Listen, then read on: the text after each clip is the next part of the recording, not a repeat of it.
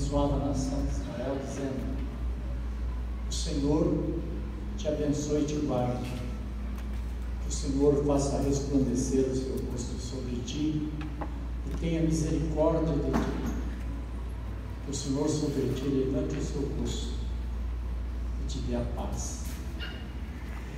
Ele sempre terminava os rituais levíticos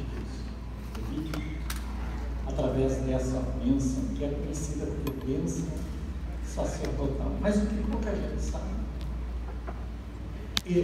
ou se talvez já ouviu falar, mas nunca ouviu de forma esmiuçada, é que a bênção ela tem dois sentidos.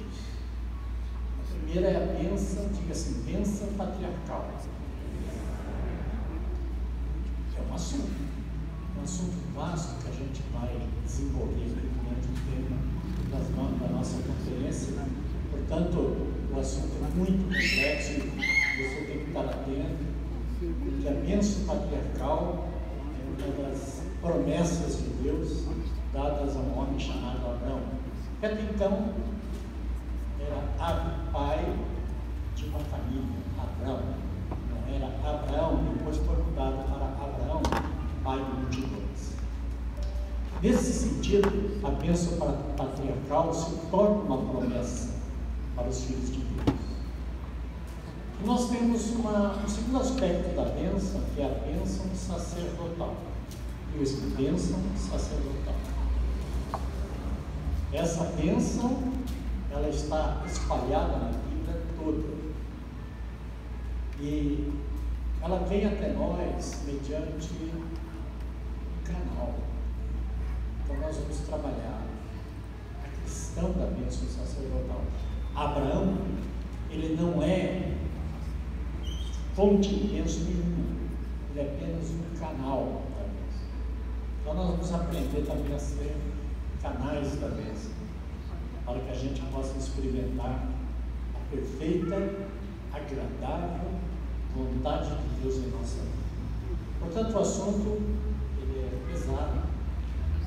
Eu espero dar uma boa introdução, para que vocês se entusiasmem de estar um dos cultos amanhã, outro de manhã, outro à noite, porque é uma continuidade, porque o assunto ele é relevante. Nestes dias em que nós estamos cada vez mais distantes, a sociedade moderna hoje vive flutuando no mundo líquido, como diz Zygmunt Bauman, um grande sociólogo. Ele fala exatamente sobre isso, que nós estamos vivendo um mundo líquido, onde a fragmentação da informação chega a nós diluída. E quando chega, muitos não se apercebem e não mergulham no conhecimento e se tornam apenas pessoas que recebem informações aos pedaços, informações fragmentadas. E isso não é bom para nós. Nós precisamos entender, não dá essa impressão que o tempo passa rápido? Por que é que dá-se essa impressão? Justamente porque a informação fragmentada, a tecnologia moderna, através da internet e do celular, chega a nós de forma muito resumida e nós perdemos muito tempo com coisas que na verdade são superficiais. Eu, por exemplo, nas minhas conferências, não carrego meu celular, justamente para evitar qualquer tipo de problema com ele. Eu gosto sempre de não andar com o celular para dizer para ele quem é que manda nele. Principalmente quando nós temos que pensar e temos que avaliar a intensidade do conhecimento e não ficar apenas na rasalidade. Eu fico muito feliz por estar aqui por dois motivos. Primeiro, porque Deus tem me abençoado muito nestes anos que eu sirvo. Em segundo lugar, é porque é sempre uma alegria poder estar com o pastor Rogério, com o pastor Rodrigo. E recentemente eu conheço o pastor Rogério, foi meu padrinho de casamento, foi nosso padrinho de casamento. E consagrou a minha filha, a Aimee, que hoje mora nos Estados Unidos, em Dallas, tem desenvolvido um trabalho por lá. Casou, está morando lá com um americano, né? E tem outra filha também, a Paula, que está lá em Campinas. Ela trabalha com administração de empresas e ela faz o trabalho, desenvolve esse trabalho de forma especial. Eu fico feliz porque o pastor Rogério conhece a minha história e nessa transição de muitos anos somos amigos. Já perdi as vezes que preguei aqui. Só quero fazer uma pergunta: quantos me conhecem? Olha só, pouca gente. Quem nunca me viu está vindo pela primeira vez aqui em Campo? Ótimo, prazer conhecer. Pedro Almeida, 64 anos. Já estive mais gordo, hoje estou mais magro, assim, meio volátil. Quando está de frente parece que está de lado, quando está de lado nem vou virar porque dá a impressão que foi embora. Bom, mas nós estamos aqui, minha esposa está ali, hoje ela disse assim: me poupa um pouquinho. Eu falei: tá bom, então você vai ficar aí. Depois ela vai indo na continuidade, ela vai dar a palavrinha dela, coisa que ela faz com muito carinho. É pastora e tem desenvolvido um trabalho conosco de forma muito especial, trabalhando juntos. Há muitos, somos casados há 36 anos. Então, eu quero que você se coloque de pé agora para nós lermos o texto sagrado. Então, nós vamos ler o livro de Gênesis, capítulo 14, para esse assunto que nós vamos desenvolver, chamado a bênção. Diga assim: a bênção. Então nós vemos aqui que Melquisedeque, rei de Salém, trouxe pão e vinho, e este era sacerdote no Deus Altíssimo. Abençoou e disse: bendito seja Abrão do Deus Altíssimo, o possuidor do Deus, possuidor dos céus e da terra. E bendito seja o Deus Altíssimo, que entregou os teus inimigos nas tuas mãos. Ele deu o dízimo de tudo. Ainda no livro de Hebreus,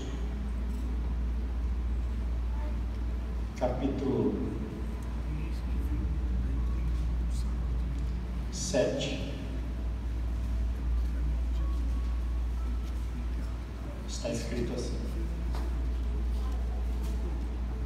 porque este Melquisedeque, que era rei de Salém e sacerdote do Deus Altíssimo, e que saiu ao encontro de Abraão quando ele regressava da matança dos reis, e o abençoou, a quem também Abraão deu o dízimo de tudo.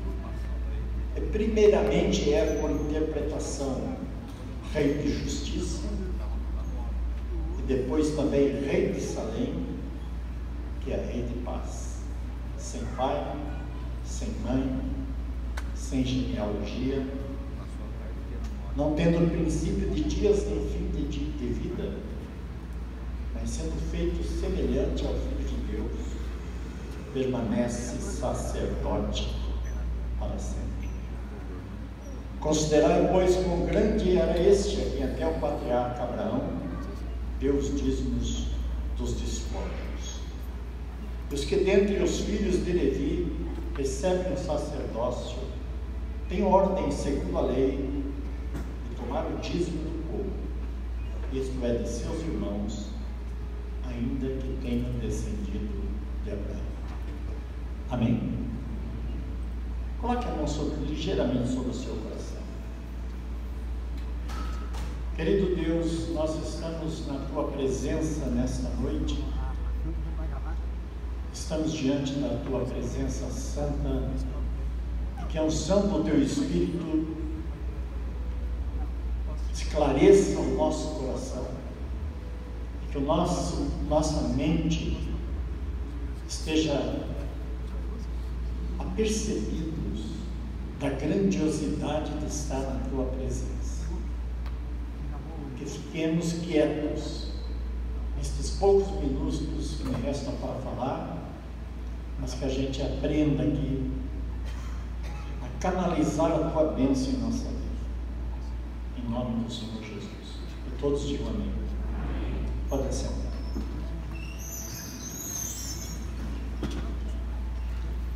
Nós lemos aqui um texto que fala dos homens mais misteriosos da Bíblia, Melquisedeque. Melquisedeque de Salém. Os historiadores têm toda uma análise antropológica da existência desse personagem, que viveu 1800 anos antes de Cristo. E nós estamos hoje lendo um texto muito antigo do Antigo Testamento, que é quando, logo após a chamada de Abraão, que na época não era Abraão, era Abrão, a palavra vem da palavra hebraica Ab, pai de pequeno povo, pai de uma família, e é mudado depois do encontro com esse homem chamado Melquisedeque, que era habitante de Salém, também conhecido como Rei da Paz, Rei da Justiça. Quando a gente estuda Melquisedeque, que é um personagem muito pouco citado nas Escrituras, nós encontramos apenas 3 textos sobre ele: Gênesis 14:9, Salmo 110, todo no final Davi faz uma referência ao nome dele, e depois também se conhece muito sobre o livro de Hebreus, capítulo 6, 7, 8, que tem as expressões desse misterioso personagem. Alguns teólogos hermeneutas dizem que ele deve ter sido uma figura do Cristo ou do Espírito Santo. Enfim, há muitas análises, há muita conjectura e muita controvérsia sobre o nome de Melquisedeque. Mas o que eu quero chamar a atenção é que Abrão, ele morava em Ur dos Caldeus, na antiga Mesopotâmia. Quando ele foi chamado por Deus, ele provavelmente já tinha um encontro, ele já vivia dentro dessa expectativa, das ideias desse sacerdote Melquisedeque. E a Bíblia diz que quando Deus chamou Abrão, ele já cultuava o Deus Altíssimo, porque ele saiu daquela fragmentação de ídolos que tinha na antiga Ur, e ele então, a partir desse tempo, ele passa a cultuar o Deus único. E é exatamente debaixo dos carvalhais do Mamre é que Deus chama este homem chamado Abrão. Abrão, sai da tua terra, sai da tua parentela, para a terra que eu te mostrarei. Farei de ti uma grande nação e tu serás uma bênção. Abençoarei os que te abençoarem, amaldiçoarei os que te amaldiçoarem, em ti serão benditas todas as famílias da terra. A partir desta promessa, Abraão sai com a sua criadagem, leva o seu sobrinho Ló, que foi um problema depois. Ele desobedeceu a Deus por ter levado Ló e sofreu as consequências dessa ação. Quando ele encontra-se com o sacerdote Melquisedeque, aqui no capítulo do Gênesis 14, foi devido a uma guerra que ele teve com 4 reis. Ele selecionou 318 homens, porque Ló morava em Sodoma, e ele foi cativo por esses 4 reis. Então ele se viu na obrigação de defender o sobrinho. Com 318 homens, ele vence a guerra dos 4 reis. E quando ele está de retorno, ele encontra-se no caminho de Salém, próximo a Salém. Nos dizem que foi Jerusalém, um vilarejo próximo, nas imediações de Jerusalém, quando ele encontra-se com Melquisedeque. Melquisedeque oferece-lhe como um momento ritual, é um momento de um ritual, de uma aliança, de um culto, que Abraão então chega e aproxima-se de Melquisedeque. E Melquisedeque se apresenta a ele com pão e vinho. Você lembra disso alguma coisa? E é todo domingo a gente, da primeira ceia, nós temos praticamente um ritual parecido. Quando a gente entrega os nossos dízimos e quando, na verdade, Melquisedeque apresenta-se através do vinho. Então é uma figura, são linguagens. Quando você estuda tipologia na Bíblia, você vai ver que tem tudo a ver com uma história que haveria de acontecer milênios depois. E nós estamos aqui hoje, nesta noite, dando início a uma conferência que vai trazer a você uma clara evidência maior do texto, para que você possa entender os propósitos que Deus tem para você, para a sua vida, para a sua família, jamais serão frustrados. Porque o que Deus promete, Ele cumpre. Deus não é homem para que minta, e nem filho do homem para que se arrependa. O que aconteceu lá no remoto passado, há milênios atrás, tem um efeito duradouro até hoje, porque esta bênção dada a Abraão, ela foi canalizada através da sua vida, através dos seus descendentes, e desemboca na pessoa bendita de Jesus. Cada vez que você olha as genealogias na Bíblia, você diz, mas por que essas genealogias estão na Bíblia? Não sei se você já percebeu, você já parou para ler as genealogias? Esse negócio de fulano gerou ciclano, ciclano gerou beltrano, e quando chega no final, apresenta-se sempre a pessoa de Jesus. Por que as genealogias estão na Bíblia? As genealogias estão na Bíblia para confirmar que as promessas de Deus são verdadeiras, e o que Deus fala, o que Deus promete, os seus propósitos jamais serão frustrados, e tudo aquilo que você acredita e tem convicção e tem fé, a bênção desse homem chamado Abraão, pode ser canalizada na sua vida e espalhar-se pela tua família, abençoar a tua descendência até 1000 gerações daqueles que amam e obedecem a Deus. Então nós estamos falando aqui de uma promessa, diga-se uma promessa. Estamos falando de um concerto, diga-se concerto. Estamos falando de fé, diga fé. Veja bem, promessas, concerto e fé são coisas quase que ligadas. Então a gente precisa ter uma visão maior disso, para que a gente possa entender e compreender como é que é o processo. Muito bem, quando Deus abençoa e pede para que Abraão há aquele concerto, na verdade pão e vinho são símbolos antigos, vem muito antes de Jesus ter colocado o pão, esse é meu corpo. Muito antes disso já se faziam concertos com pão e vinho, porque são dois nutrientes: pão, alimento para a vida, fortalecimento do nosso físico; vinho, alegria, saúde, restauração da nossa alma e das nossas emoções. Evidentemente que são símbolos, mas quando Melquisedeque apresenta essa oferta, Abraão entrega os dízimos. Aí vem o que seriam dízimos? Você acha que Deus está interessado no seu dinheiro? Quando a gente fala de dízimos, a gente logo pensa em dinheiro, mas há um equívoco muito grande com relação a esse pensamento, porque o dízimo não se referia a dinheiro, se referia a algo muito mais do que dinheiro. A Bíblia não diz, filho meu, dá-me o teu dinheiro. A Bíblia diz, filho meu, dá-me o teu coração. Então, no sentido que a Bíblia pede a respeito de dízimos, o que Abraão estava dizendo para Melquisedeque é o seguinte: eu dei a minha vida nesta guerra, eu poderia ter perdido, eu tenho os despojos, eu tenho tudo esta conquista, mas eu devo esta conquista ao Deus que me sustentou.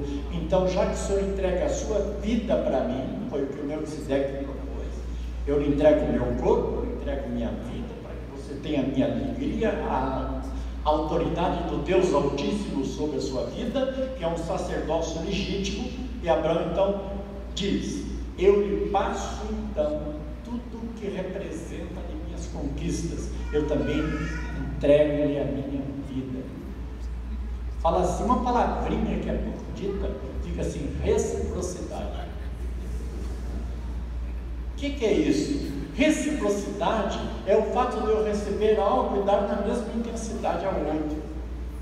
Está entendendo? Se quer ser feliz, você não pode ser egoísta. O egoísta, primeiro é ele, segundo é ele, terceiro é ele, quarto é ele outra vez. Quando tiver alguém para mais outra vez, ele diz eu de novo. Quando que na verdade a reciprocidade é diferente, ela age na contramão do egoísmo. Ela diz eu te dou com intensidade, e você me devolve na mesma intensidade, na mesma volição, na mesma determinação que ele deu. Foi isso que aconteceu entre Abraão e Melquisedeque. Preste atenção, é ali que começa, diga assim, a bênção de Deus é infinita. Nós não podemos jamais calcular, dimensionar, avaliar, definir o que é a bênção, porque é muito complexo dizer isso. Eu diria que a bênção é Deus sabendo que existe alguém responsável, ao qual ele assume que a questão não é se você acredita em Deus, a questão é se Deus acredita em ti. Então, crer em Deus é muito fácil. Agora, definir se Deus acredita em mim, tipo assim, como a juventude usa, tipo assim, você chega e diz, Deus acreditava em Jó? Sim ou não? Sim.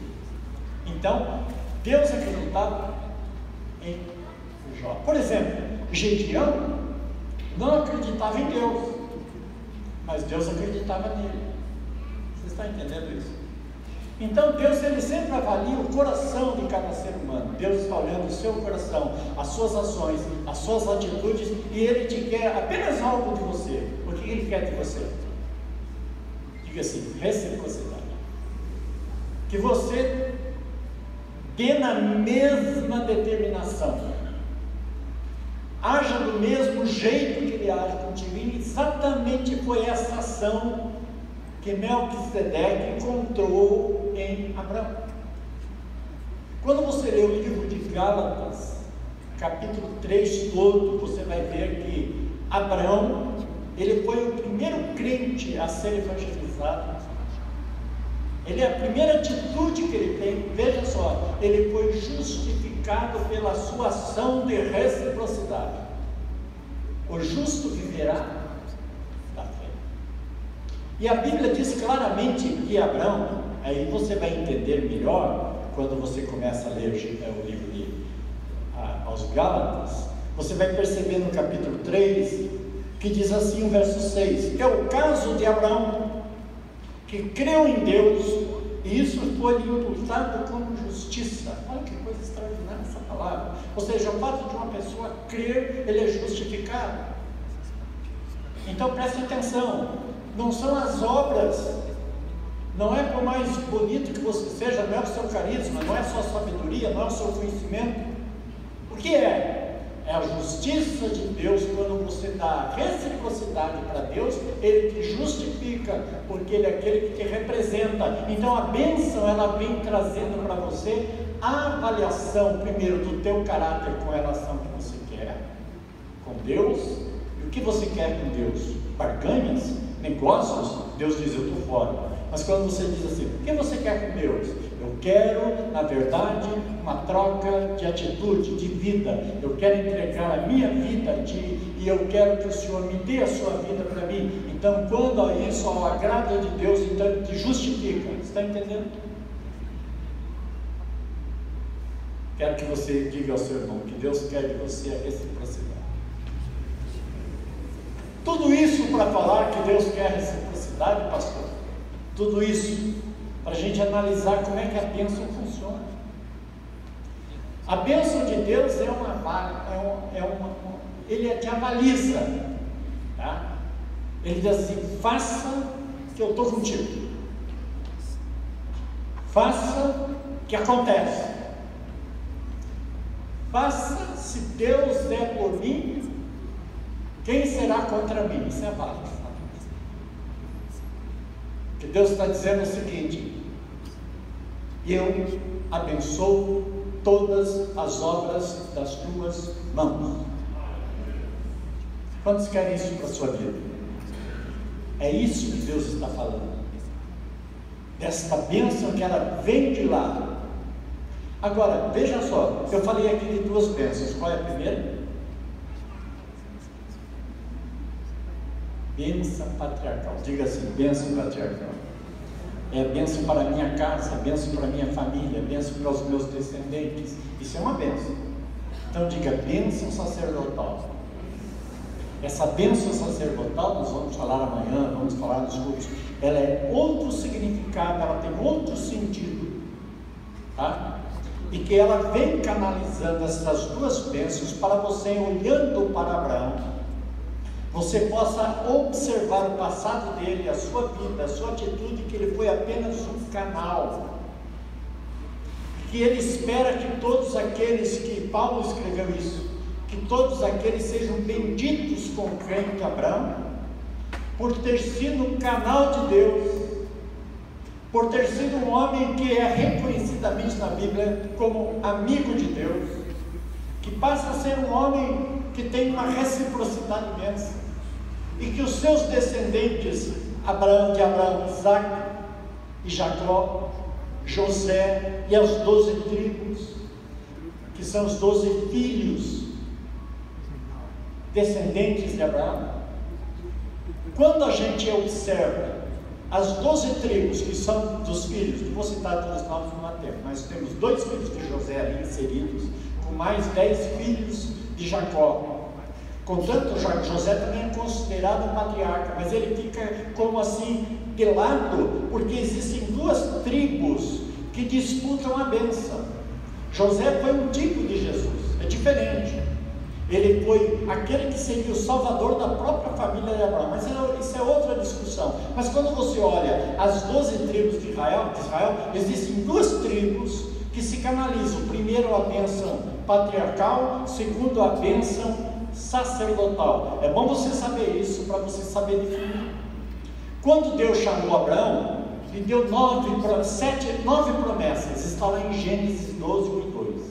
São promessas dadas para a família de Abraão e para a herança que posteriormente viria ao mundo.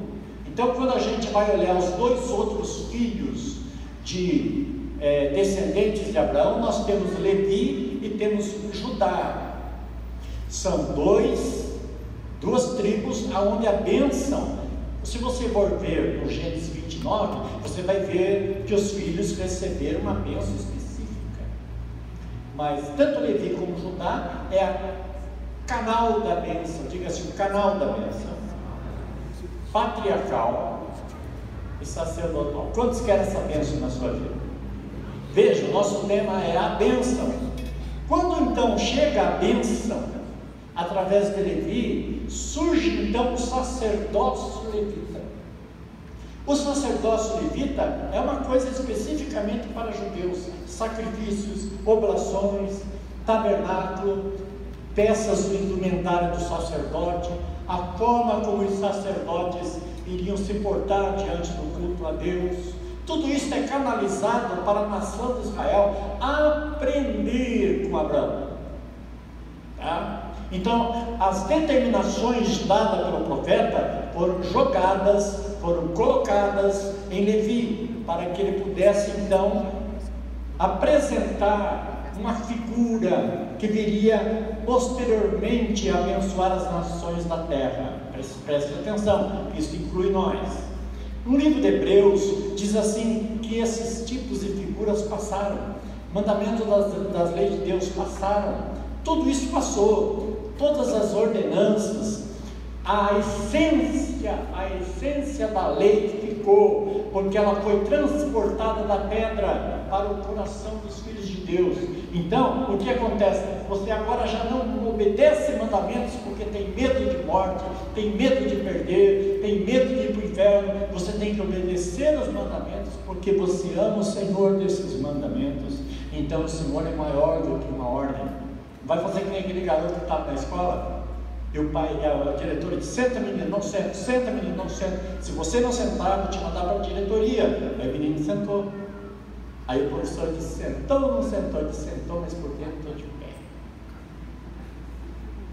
O que a lei faz? A lei que coage. Nós vivemos assim numa época de equação. O sujeito que nasce hoje no planeta, ele já nasce coagido a obedecer leis. É aquilo que os sociólogos chamam de fato social. Não adianta. O sujeito entra no planeta, ele já está aqui, tem que obedecer. Não adianta. Se ele ou ele obedece, ou ele... Quando você chega perto de um sinal vermelho, o que é que mais te teme ao atravessar o sinal vermelho? Primeiro, a multa. Segundo, a morte. Não é assim? Você tem medo dessas duas coisas. Pode causar um acidente, mas o radarzinho pode te pegar, tu tem que pagar uma multa, então você obedece. Você para no sinal vermelho e diz, graças a Deus, sinal vermelho, como eu te amo. É assim que você procede? Não, porque a lei está ali para ser obedecida. Quando a Bíblia fala que a lei dos levitas veio por intermédio de Levi, ela veio para nos dar aio. Sabe o que é isso? Peso para você se subordinar a outro tipo de situação, para que você compreenda as figuras. Então, os hermeneutas estudam o livro de Hebreus e dizem assim, ele é o quinto evangelho. Por que ele é o quinto evangelho? Porque ele apresenta Jesus depois da sua ascensão.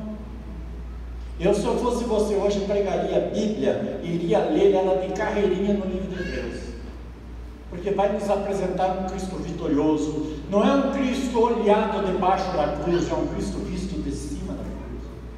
Não é um Cristo derrotado, machucado, ferido, agredido, cheio de feridas, de machucaduras. É um Cristo vitorioso. Seus cabelos são como pura lã, seus olhos são como chama de fogo, a sua boca sai com uma espada afiada que atinge o interior do homem, transformando a vida dele. É um Cristo onisciente, onipresente. Ele diz, eu estou convosco todos os dias até a consumação dos séculos. É aquele que venceu a morte, está vivo, está presente aqui para abençoar a tua vida, para abençoar a nossa vida. A unção dele está aqui presente, porque ele não é mais o Cristo machucado, ferido. Ele venceu a morte, ressuscitou, está vivo. Isso nós temos que entender em nossa alma, em nosso coração. Então, quando se pensa nisso, a primeira coisa que a gente tem que entender é que Levi passou, oblações passaram, Arca da Aliança passou. São símbolos que significam algo muito maior,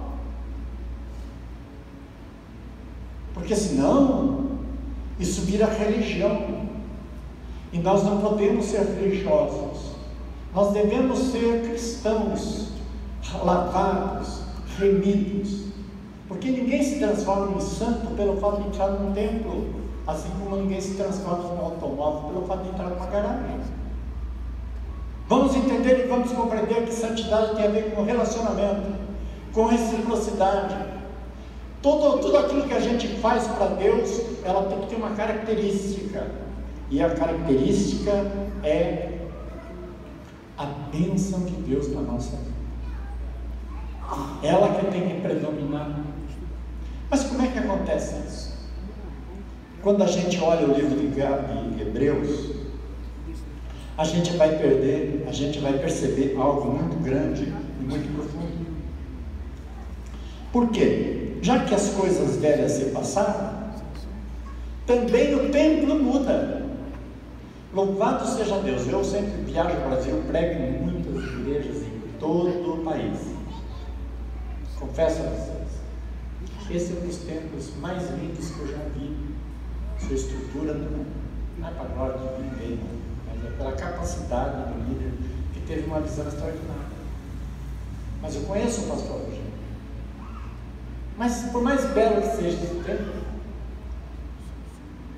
ele é totalmente descartado dentro do plano da graça. Por quê? Aqui é muito bom a gente sentar aqui. Eu acho que pessoas que não contribuem com uma obra dessa deviam assistir o culto nos escuros, não sentar em banco, nem sentar no chão, porque há toda uma manutenção, há todo um esquema voltado para isso aqui, para que vocês confortavelmente assistam a palavra de Deus e contribuam. Vamos contribuir para Jesus. Não, já não vai contribuir para Jesus, não, porque ele é dono do ouro, da prata, ele é rico, ele é poderoso. Aliás, se alguém tem algum problema, vai em uma galáxia aqui próxima, em Andrômeda, tem um planeta aí, uma estrela que não deu certo, ela é do tamanho da Terra, cheinha de diamante, ela é diamante puro, desde o seu lucro, deu uma explosão lá, virou diamante, que coisa extraordinária aquilo. Aí se você está com um problema de grana, vai buscar, é tua, é de graça, quem chegar lá primeiro ganha. Só está a 52 milhões de anos de luz daqui, pertinho, né? Então você acha que Deus está precisando de dinheiro? A Bíblia diz que Ele é dono do ouro e da prata. O que Ele quer do nosso coração é reciprocidade, para que outras almas também encontrem Ele, o mesmo carinho, o mesmo amor, e saiam desta inércia de dependência da matéria, porque quer queira, quer não, um dia todos nós saímos da matéria e vamos para outro lugar. Portanto, Deus mudou a forma também do templo. Mas por mais bonito que seja esse lugar, não se compara ao templo de Salomão, não se compara o templo de Salomão, entre aspas, aqui de São Paulo, não se compara ao templo de Salomão verdadeiro, nem o primeiro, nem o segundo, nem o terceiro templo. O templo que Deus escolheu para morar não é casas, não é cimento, não é argila. A Bíblia diz: vós sois o templo do Espírito Santo. A partir daí é que Deus habita, é aí que Deus mora, é aí que Deus quer a tua adoração, é aí que Deus quer o teu louvor. Nós não fostes comprados nem por ouro, nem por prata, diz o apóstolo Pedro, mas fostes comprados pelo precioso sangue de nosso Senhor e Salvador Jesus Cristo. A Ele toda a glória, a Ele todo o louvor. Então, nesse sentido, eu sou templo do Espírito Santo. Eu sempre conto o meu testemunho. As pessoas dizem: como é que está a sua saúde, pastor? Eu tenho 64 anos. Mas desde que eu fiquei firmado nas promessas de Deus, Ele diz assim: tu não sai daqui enquanto não quiser. Eu experimentei isso como realidade na minha vida. Vocês estão vendo um homem que teve 3 cirurgias de ponte safena, 7 cirurgias de angioplastia, 5 cateterismo, tive 3 infartos e dissolvido aqui, lavado e remido pelo sangue de Jesus. Então eu sei o que eu estou dizendo, porque se você é templo do Espírito Santo, você não precisa passar por tudo que eu passei. Aliás, quero abrir um parênteses, você não precisa passar tudo isso que eu passei para ser uma bênção. Eu passei tudo isso porque eu passei, porque Deus tinha planos com a minha vida. Você não precisa passar o que eu passei, basta você ouvir o que eu estou te dizendo, e daí você aprende com os mais experientes. Está entendendo isso? Então o homem sábio, ele aprende com o sofrimento dos outros. O tolo não aprende nem com o sofrimento próprio.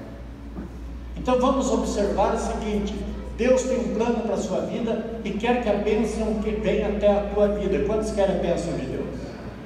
Então diga assim: a bênção de Deus vem sobre Abraão, passa pelos levitas. Sim, porque mudou o sacerdócio. Nós não estamos mais no sacerdócio levita. Aliás, tem muita gente que coloca aqui para escola sacerdotal de judeu e quer a bênção judaica. Olha, vou dizer uma coisa para vocês: saiu do sacerdócio levita. Quando Jesus Cristo foi morto na cruz, o templo, o véu do templo que separava o lugar santíssimo, foi rasgado, não de baixo para cima, mas de cima para baixo, dizendo: a partir de agora não existe mais ritual judaico. A partir de agora o sacerdócio muda para a tribo de Judá. Ele é o leão da tribo de Levi. A gente canta: ele é o leão da tribo de Judá. É em Judá que se consultaliza o cetro. É em Judá que a promessa sacerdotal viria. E junto com a promessa sacerdotal viria também a bênção patriarcal. A bênção patriarcal e a bênção sacerdotal, então, se canaliza agora na pessoa de Judá. Aí quando você vai ver que Jesus é o leão da tribo de Judá, tem um monte de gente que descende de Judá que é complicado. Tem Manassés, o bruxo louco. Tem Raabe, que depois casou com a tribo de Judá. E aí você vai ver gente complicada, mas desemboca em Jesus. Lá em Mateus está escrito assim: ele se identifica com toda aquela miséria, com todas aquelas lutas. Davi era da leão, era sacerdote da tribo de Judá, porque ele entrou dentro do tabernáculo, comeu o pão da proposição, não era tribo de Levi coisa nenhuma, e ele escreveu o Salmo 110, que ele é da ordem, de acordo com o pensamento. Davi foi rei, foi sacerdote e foi profeta. Este homem comeu o pão das proposições e não era da tribo de Levi, e não foi morto por isso. Sabe por quê? Porque ele tinha ciência de que Melquisedeque é um sacerdócio eterno, que viria para todos os povos, que viria para todas as nações da terra. E eles, quando elas vêm para Jesus, entra a porta, agora a bênção está próxima. Nós éramos jambuzeiro, como Paulo fala. O que é um jambuzeiro? Jambuzeiro é uma oliveira selvagem, que o seu fruto não é muito bom para nada, a não ser para comercializar para alguma coisa de óleo industrial, coisa que vale. Mas para alimento é oliveira verdadeira, quem é?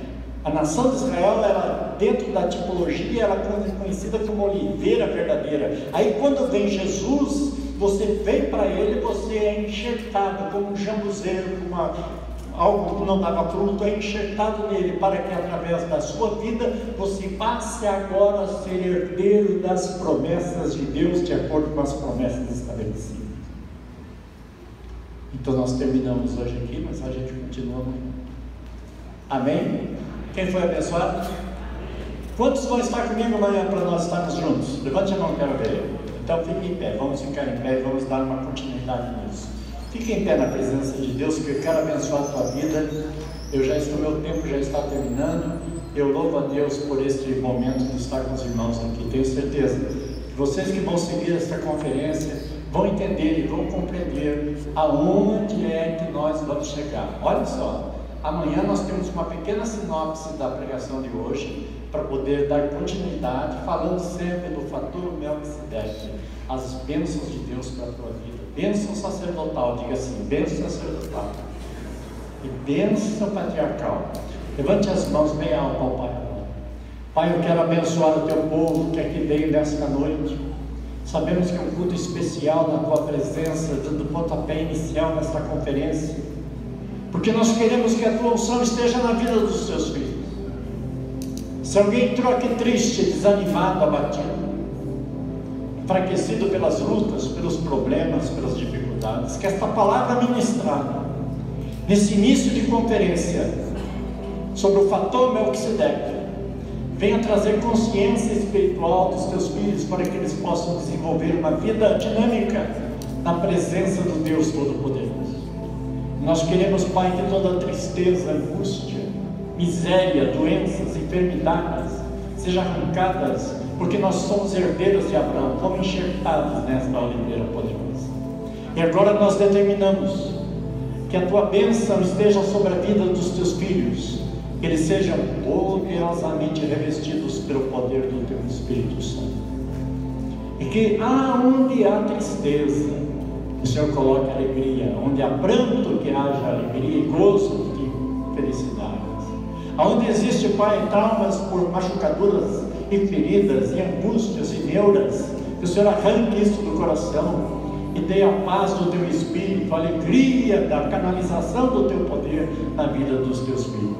Que todos aqueles que entraram aqui sejam abençoados hoje. Não saiam daqui sem a tua bênção, mas que ela seja canalizada através da minha vida, através das vidas do pastor Rodrigo, dos pastores auxiliares e obreiros aqui, para que esta unção seja completa. Nós determinamos a tua bênção, determinamos a tua unção, para a glória do Pai, do Filho e do Espírito Santo. Amém. Que Deus nos abençoe e passe a palavra ao pastor. Deus abençoe.